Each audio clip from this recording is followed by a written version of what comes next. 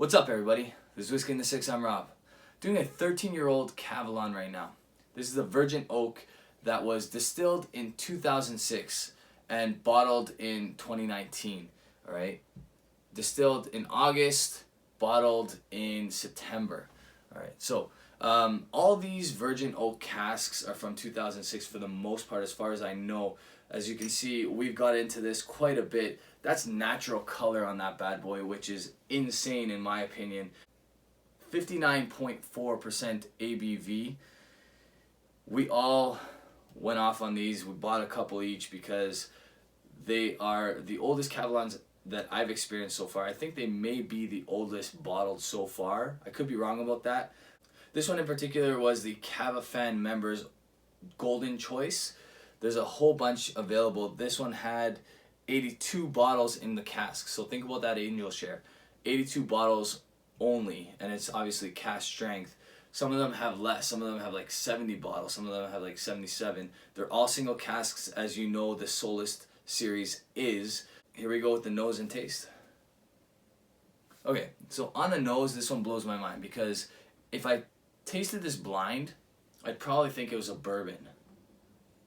You get those heavily charred, dark caramel, dark brown sugar characteristics on the nose. Lots of vanilla. But then there's something that's tricking you and you're like, that can't be a bourbon. Like, there's something different about this. And that's the fact that it's single malt. But if you tasted it blind, I don't think you would pick that up. It smells beautiful. Honestly, it's the craziest hybrid I've experienced in my life. The most unique whiskey I've probably experienced. It's like if the best bourbon and a scotch had a baby, it would make this Kavalan right here. Beautiful, beautiful nose. So again, 59.4% ABV. I'm going to sip it neat and then I'm going to add some water. Just a beautiful nose.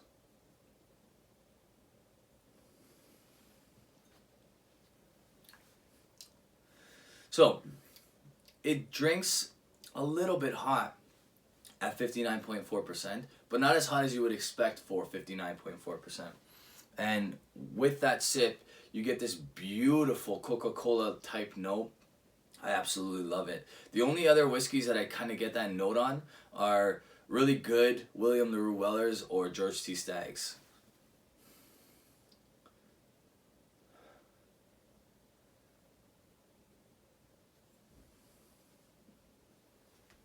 I don't actually want to add water to this, but I will for the sake of the review.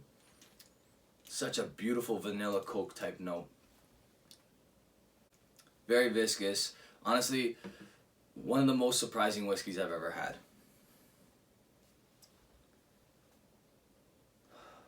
The nose is awesome as well. A little bit of like an Elmer glue type note on the nose before you add water, but that goes away almost immediately with water. And it definitely turns into like this really heavy vanilla note. Almost caramel heavy as well. Brown sugar. There is something, probably like a cherry note, because there's something fruity in there. I can't put a finger on it. I think it might be like a cherry note. Yeah. The more I think about it, the more I think cherry. Like a cherry vanilla Coke on the nose.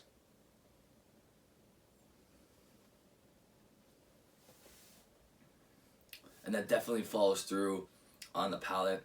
It's not overly oaky, which you would actually expect with only 82 bottles retrieved from this cask.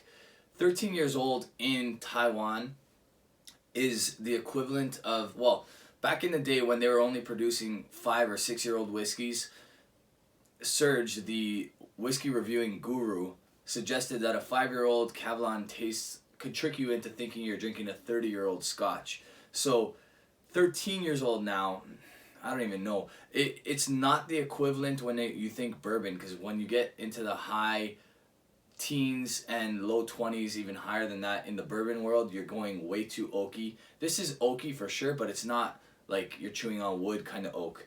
This is a beautiful balance. It's crazy nice.